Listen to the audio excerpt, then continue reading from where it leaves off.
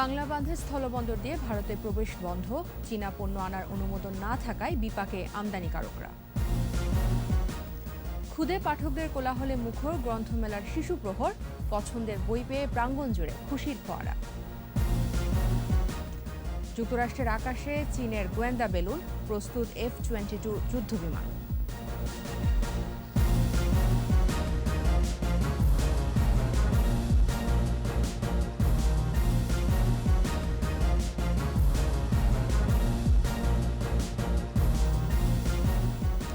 শুনছিলেন first security ইসলামী bank limited সংবাদ শিরোনাম। আমন্ত্রণ জানাচ্ছি দুপুর 2টার 21 সংবাদে। আপনাদের সাথে আছে আমি তাজনুল বাজার। 21 টেলিভিশনের সংবাদ একই সাথে সরাসরি দেখতে পাবেন আমাদের ফেসবুক পেজ www.facebook.com/2124 অনলাইনে। সংবাদে আরও থাকছে।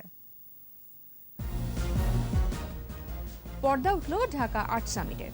শিল্পকর্মে জলবায়ু পরিবর্তনের ক্ষতিকর দিক, সচেতনতার তাগিদ বিশিষ্টজনদের।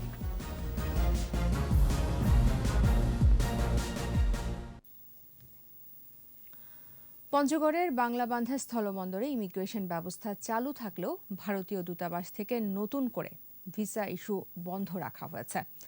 বাংলাবান্ধা ইমিগ্রেশন দিয়ে দূতাবাসে আবেদন করা হলেও অনুমতি দেওয়া হচ্ছে বুড়িমারি অথবা বেনাপোল চেকপোস্ট দিয়ে চলাচলের। এতে বিপাকে পড়েছেন আমদানি রপ্তানিকারক সহ ভারতে যাতায়াতকারীরা। পঞ্চগড় প্রতিনিধির তথ্যচিত্রে আরও বিস্তারিত জানাচ্ছেন সমর ইসলাম। করোনার কারণে দীর্ঘদিন বাংলাবান্ধা স্থলবন্দর ইমিগ্রেশন দিয়ে সাধারণ মানুষের যাতায়াত বন্ধ ছিল।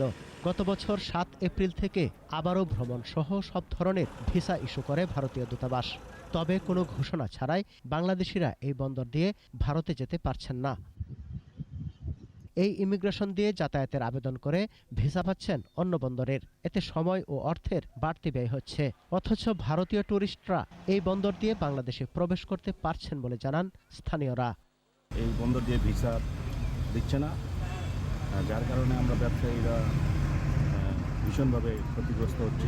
তারা ঠিকই ঢুকতেছে কিন্তু আমরা যেতে পারছি। অনেক সময় ভুটান, নেপাল, ইন্ডিয়ার সাথে এবং ইন্ডিয়ার মেঘালয়, বিহার বা অন্ধ্রপ্রদেশের যে মালগুলো আসে, এই মালগুলো যদি এই কয়টাতে ঢোকে খুব তাড়াতাড়ি মালটা ঢোকে এবং কস্টিংটা অনেক কমে যায়। এই বন্দর দিয়ে অনুমতি না দেয়ায় চীন থেকে বিভিন্ন পণ্য সামগ্রী 2000 কিলোমিটার পথ ঘুরে দেশে প্রবেশ করছে। অথচ এই বন্দরের সাথে চীনের দূরত্ব মাত্র 200 কিলোমিটার। 2000 কিলোমিটার বন্দর ঘুরে আমরা চীনের পণ্য এখানে আমদানি করে থাকি। অথচ এই বন্দর দিয়ে যদি চীনের সঙ্গে যোগাযোগ স্থাপন করা যায়, তাহলে এই বন্দরে বাংলাদেশের প্রচুর আমাদের আর্থিক সাশ্রয় এবং ব্যবসায়িকভাবে আমরা সুবিধা পাব। প্রশাসন বলছে বিষয়টি নিয়ে পররাষ্ট্র মন্ত্রণালয়ের সঙ্গে যোগাযোগ করা হচ্ছে।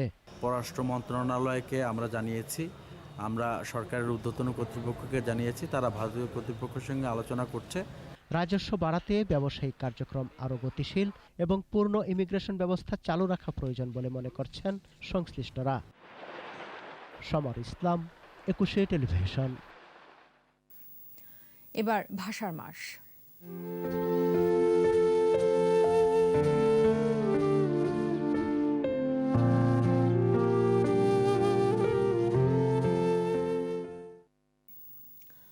বাংলাদেশ প্রতিষ্ঠার অন্যতম প্রধান মাইলফলক 52 ভাষা আন্দোলন। ভাষা আন্দোলন সহ 7টি ধারাবাহিক আন্দোলন ও গণ অভ্যুত্থানে বাংলা ভাষা ভিত্তিক জাতীয়তাবাদের পাশাপাশি বঙ্গবন্ধু শেখ মুজিবুর রহমানের নেতৃত্বে জাতি পেয়েছে স্বাধীন সার্বভৌম রাষ্ট্র। 21 স্পেশালে ভাষা আন্দোলনের ইতিহাস ও পটভূমি নিয়ে মানিক শিকদারের 2 পর্বের প্রতিবেদনের আজ দেখবেন প্রথম পর্ব। প্রায় 200 বছরের ব্রিটিশ শাসনের মধ্যেই ভারতবর্ষে প্রবেশ করে দ্বিজাতিতত্ত্ব। ব্রিটিশ শাসন অবসানের পর এই ভূখণ্ড 3 খণ্ডে ভাগ করে ভারত ও পাকিস্তান নামে 2টি আলাদা রাষ্ট্র জন্ম নেয়। 1947 সালের জুলাই মাসে আলিগড় বিশ্ববিদ্যালয়ের ভাইস চ্যান্সেলর ডক্টর জিয়াউদ্দিন বলেন, যেহেতু হিন্দিকে ভারতের রাষ্ট্রভাষা হিসেবে স্বীকৃতি দেয়া হচ্ছে, সেহেতু উর্দুকে পাকিস্তানের রাষ্ট্রভাষা করা উচিত। ভাষাবিজ্ঞানী ডক্টর মোহাম্মদ শহীদুল্লাহ এই মতের বিরোধিতা করে বলেন, পাকিস্তানের 56% মানুষের ভাষা বাংলা, বাংলাকেই রাষ্ট্রভাষার মর্যাদা দেওয়ার পক্ষে মত দেন। 1947-এর আগেই মুসলিম লীগের একটি কনভেনশনে দিল্লিতে, সেখানে বঙ্গবন্ধু শেখ মুজিবুর রহমান উপস্থিত হয়েছিলেন। তিনি দেখলেন যে সবাই উর্দু ভাষায় স্লোগান দিচ্ছেন, তিনি বলেন যে আমরা বাংলায় স্লোগান দেব। 1947 সালের 15 সেপ্টেম্বর তমুদ্দিন মজলিসের এক পুস্তিকায় বাংলাকে পূর্ব পাকিস্তানের শিক্ষা ও দাপ্তরিক ভাষা করার প্রস্তাব করা হয়। কিন্তু 1947 সালের 5 ডিসেম্বর করাচির শিক্ষা সম্মেলনে উর্দুকে রাষ্ট্রভাষা করার সুপারিশ আসে। এ খবরে ঢাকা বিশ্ববিদ্যালয়ের শিক্ষক ছাত্রদের মাঝে তীব্র প্রতিক্রিয়া শুরু হয়। উর্দু আছে থাক, আরও যদি পাঞ্জাবি অথবা সিন্ধি কোনো ভাষা করতে চায় করুক, কিন্তু আমরা চাই বাংলাকেও পাকিস্তানের একটি রাষ্ট্রভাষা হিসেবে স্বীকৃতি দেওয়া। 1948 সালের 23 ফেব্রুয়ারি পাকিস্তানের গণপরিষদে ধীরেন্দ্রনাথ দত্ত বাংলাকে অন্যতম দাপ্তরিক ভাষা করার দাবি তোলেন। 1948 সালের 11 মার্চকে বাংলা ভাষা দাবি দিবস ঘোষণা করে এই আন্দোলন ছড়িয়ে পড়ে সারা দেশে। পূর্ব বাংলা জুড়ে বাংলা ভাষার জন্য ধর্মঘট এবং সেখানে বঙ্গবন্ধুর গ্রেপ্তার বরণ সবটাই আমরা লক্ষ্য করেছি। 1948 সালের 20 মার্চ রেসকোর্স ময়দানে এবং 21 মার্চ ঢাকা বিশ্ববিদ্যালয়ে পাকিস্তানের প্রতিষ্ঠাতা মোহাম্মদ আলী জিন্নাহ উর্দুকে পাকিস্তানের একমাত্র রাষ্ট্রভাষা ঘোষণা করেন। এরপরই ক্ষোভে ফেটে পড়ে বাংলার মানুষ, দানা বাঁধে আন্দোলন। ঢাকা বিশ্ববিদ্যালয়ের রাষ্ট্রভাষা সংগ্রাম পরিষদ এবং বঙ্গবন্ধু সহচর ও গণতান্ত্রিক যুবলীগের কর্মীরা ছিল অগ্রণী ভূমিকায়। এই আন্দোলন ঢাকায় সীমাবদ্ধ থাকেনি, আমি বলবো প্রত্যেকটা থানায়, অর্থাৎ এখন উপজেলা বলা হয়, এই আন্দোলন একরকম বিস্তৃত হয়েছে।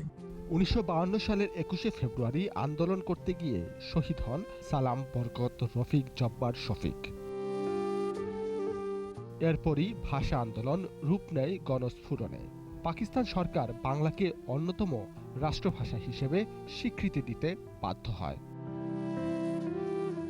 মানিক শিকদার, 21শে টেলিভিশন, ঢাকা। এবার আমাদের বিশেষ আয়োজন বিএসবি ক্যামব্রিয়ান বইমেলা প্রতিদিন।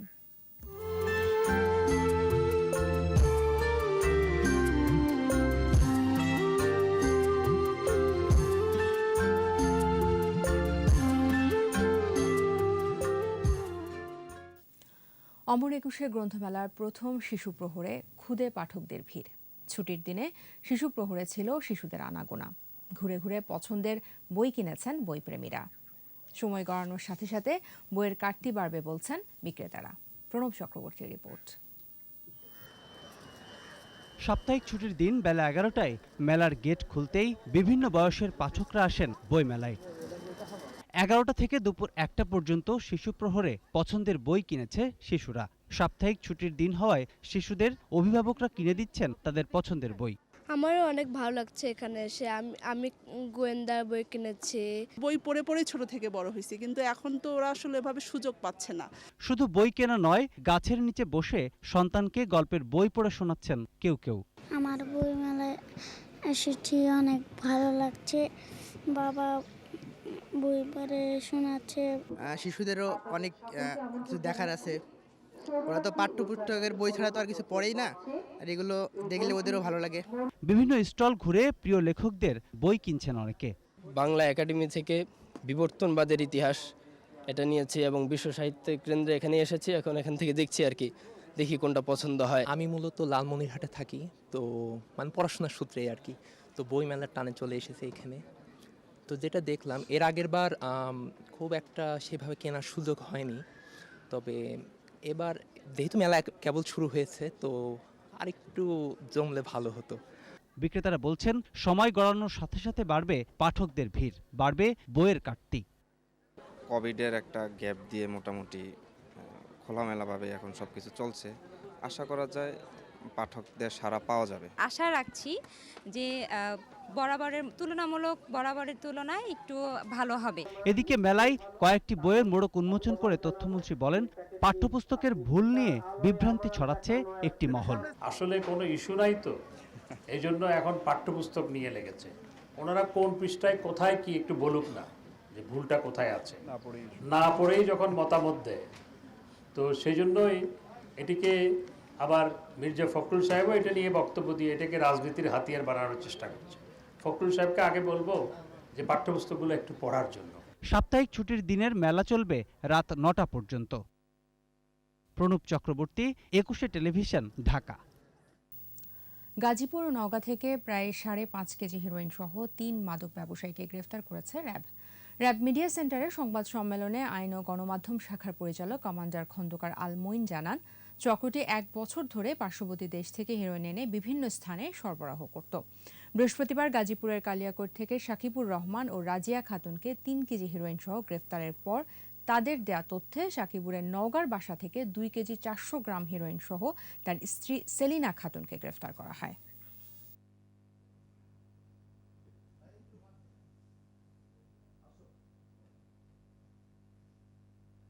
গতকালকে আমরা যখন অভিযান পরিচালনা করি তখন মাদক পরিবহনে একটি মোটরসাইকেলও আমরা জব্দ করি এবং বাকি যে প্রায় 5 কেজি 400 গ্রাম হেরোইন আমরা উদ্ধার করি। গ্রেফতারকৃত সাকিব সহ যে দুজনকে আমরা আটক করেছি এবং এই চক্রে আরো বেশ কয়েকজনের নাম আমরা পেয়েছি। বাংলাদেশ শিল্পকলা একাডেমিতে পর্দা উঠল 6ষ্ঠ ঢাকা আর্ট সামিটের। এবার সামিটের শিরোনাম বন্যা। জলবায়ু পরিবর্তনের ক্ষতিকর দিক উঠে এসেছে শিল্পীদের শিল্পকর্মে। চিত্রশালা মিলনায়তনের প্রদর্শনী উদ্বোধন করেন প্রধানমন্ত্রীর বেসামরিক শিল্প ও বিনিয়োগ উপদেষ্টা সালমান এফ রহমান। আর বিস্তারিত জানাচ্ছেন মফিউর রহমান। জলবায়ু পরিবর্তনের আঁচ সারা বিশ্বে। বৈশ্বিক উষ্ণায়নে বাড়ছে ঝড়, জলোচ্ছ্বাস, বন্যার মতো প্রাকৃতিক দুর্যোগ। 6ষ্ঠ ঢাকা আর্ট সামিট প্রদর্শনীর শিরোনাম এবার বন্যা।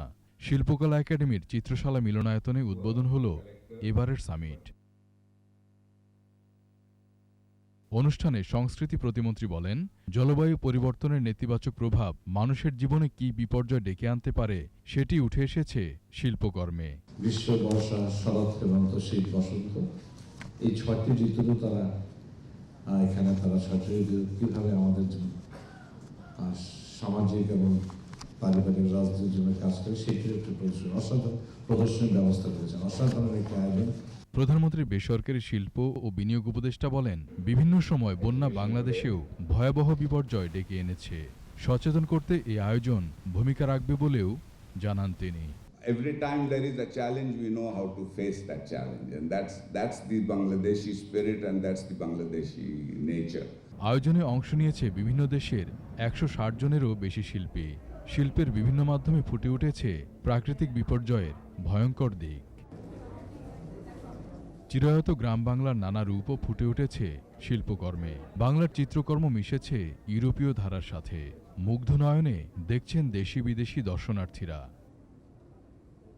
শিশুরাও মুগ্ধ এসব শিল্পকর্মে। বাংলার সাথে বিভিন্ন দেশের শিল্পকর্মের মেলবন্ধন তৈরি হবে বলে আশা শিল্পী আয়োজকদের। মফিউর রহমান, 21 টেলিভিশন, ঢাকা। এবার জনদুর্ভোগ।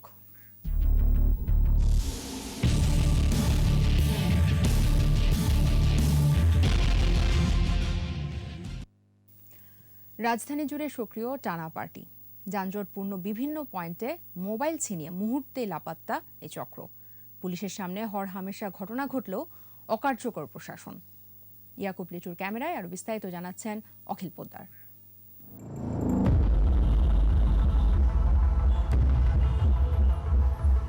রাত কিংবা দিনে রাজধানীর রাস্তায় নির্বিঘ্নে পথ চলার উপায় নেই। করছে ছিনতাই, মুহূর্তেই লাপাত্তা টানা পার্টির সদস্য। মাঝে মধ্যে পুলিশের হাতে ধরা পড়লেও তাতে খুব একটা ফল পান না ভুক্তভোগীরা। কেউ না কেউ এদের প্রলোভন দেখাচ্ছে। তাদের কাছে এক ধরনের ব্লেড থাকে, চাকু থাকে। তারা যখন ছিনতাই করে টান দেয় তখন যার মোবাইলটা টান দেয় সে ধরতে গেলে তাকে ছুরি দিয়ে স্টেপ করে। আমার নিজের সামনে থেকে একটা নিয়ে হচ্ছে যে আপনার দৌড় মারলো আর কি। পরবর্তী ওদের খুঁজেও পাওয়া যায় না এবং ওইভাবে কেউ আর সাহসও করে না ধরার জন্য আর কি। মোটরসাইকেলে যাওয়ার সময় অথবা বাসে যাওয়ার সময় জানালা থেকে টেনে নিয়ে যায়, এগুলো আসলে খুবই কষ্টদায়ক আর কি। কোনো মোবাইলে এমন আছে 2-1 লাখ টাকা ভরা থাকে। 2-4 দিন থানায় থাকলেও বেরিয়ে এসে ওই পুরনো পেশাতেই যোগ দিচ্ছেন চক্রের সদস্যরা। নামে টোকাই কিংবা নেশাখোর হলেও কখনো কখনো এরাই হয়ে ওঠে ভয়ঙ্কর। ট্রাফিক সিগন্যালে গাড়ি থামলেই সক্রিয় হয়ে ওঠে টানা পার্টি। 22/11/2021 সালে কিনছি, তারপর আমার মোবাইলটা চুরি করে নিয়ে গেছে 11/22/2021, মাত্র 24 দিন চালাইছি। দিনে দুপুরে ছিনতাই করে নিয়ে চলে গেলে এই জায়গায় 2-3টা পুলিশ বসে আছে। মোবাইল যদি হারায় চিন্তার কোনো কারণ নাই, আপনার আইএমই নাম্বার দিয়ে থানায় জিডি করবেন। আমি জিডি করছি, কিন্তু এখন পর্যন্ত মানে পুলিশ কোনো করে নাই আর কি, ফোনটা উদ্ধার করতে পারে নাই। গাবতলী থেকে উত্তরা আব্দুল্লাপুর কিংবা মিরপুর হতে সাইদাবাদ শনি রাখড়া পর্যন্ত টানা পার্টির সদস্য রয়েছে অসংখ্য। সাবধান হয়ে পথ চললেও কম বেশি সবাই আতঙ্কে থাকেন এই চক্রের কর্মকাণ্ডে, কারণ এদেরও আছে উপরমহল, যাদের ডাকা হয় বড় ভাই নামে। এইরকম তো অহরহই এখানে ঘটে, আমরা আমাদের নিজের চোখের সামনেই নিয়ে যায়, কিন্তু আমিও এই ফান্দে পড়ে গেছি, আমারটাও নিয়ে গেছে। প্রশাসন যদি চায় তাহলে এই চোরদের এরা করতে পারে, কিন্তু এরা করে না। এরা না করে এদের এই চোরদের আরও ওরা সাপোর্ট দেয়। বাসের মধ্যেই হোক আর হোন্ডার মধ্যেই হোক, গাড়ির মধ্যে চলাফেরা ক্ষেত্রে সেই ছিনতাইকারীরা উৎপেতে থাকে, তখন সেই অবস্থায় দেখেছে মোবাইল টান দিয়ে আমাদের এই মা বোন যারা আছে ওদের মোবাইল, আমাদের মোবাইল টান দিয়ে ওরা নিয়ে চলে যায়। এবং সেই মোবাইলগুলো তারা নিজেরা সেল করে না, তাদের গডফাদার আছে, সেই গডফাদারদের কাছে তারা জমা দেয়। এর সাথে ঢাকা শহরে বিশাল একটা চক্র কাজ করছে। তাই আমি মনে করি আইনশৃঙ্খলা বাহিনী এই ছিনতাইকারীদেরকে ধরার জন্য একটা পদক্ষেপ নেওয়া উচিত। রাজধানীর চোরদের ডিজিটাল তালিকা করছে পুলিশ, কিন্তু নজর নেই মোবাইল ছিনতাইকারীদের উপর, যে কারণে রাজধানীর ৬২টি পয়েন্টে প্রতিনিয়ত হচ্ছে মোবাইল ছিনতাই। প্রিয় দর্শক, আপনার চারপাশে নানা সমস্যা আর ভোগান্তির চিত্র তুলে ধরবে ২১শে টেলিভিশন। এসব তথ্য জানাতে ফোন করুন, এই নম্বরে পৌঁছে যাব। আমি অখিল পোদ্দার, আর ২১শে টেলিভিশনের ক্যামেরা আপনাদের দুর্ভোগ দুর্দশায় সবসময় পাশে আছে ২১শে টেলিভিশন। শেষ করছি দুপুর ২টার ২১শে সংবাদ। যাবার আগে ফার্স্ট সিকিউরিটি ইসলামী ব্যাংক লিমিটেড সংবাদ শিরোনামগুলো জানাবো আরও একবার। বাংলাবান্ধা স্থলবন্দর দিয়ে ভারতে প্রবেশ বন্ধ, চীনা পণ্য আনার অনুমোদন না থাকায় বিপাকে আমদানিকারকরা। খুদে পাঠকদের কোলাহলে মুখর গ্রন্থমেলার শিশু প্রহর, পছন্দের বই পেয়ে প্রাঙ্গণ জুড়ে খুশির ফোয়ারা। যুক্তরাষ্ট্রের আকাশে চীনের গোয়েন্দা বেলুন, প্রস্তুত F-22 যুদ্ধ বিমান।